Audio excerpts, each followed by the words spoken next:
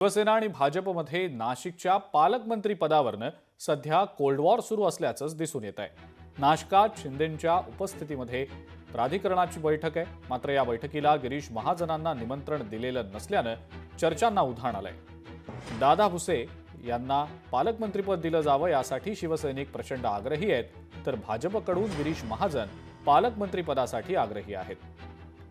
महोदयांची war room म्हणजे सुरू आहे, त्याच्यामध्ये आम्ही सगळे जे काही व्हायटल प्रोजेक्ट आहेत, जे मोठे प्रकल्प आहेत, ते मुख्य सीएम वॉर रूममध्ये घेतले जातात। तो समन्वय कक्ष यासाठी स्थापला आहे की आपल्या मंत्र्यांकडे असलेल्या खात्यांचा आढावा घेणं, ते कुठे काम अडकलंय का ते पाहणं आणि त्याला चालना देणं।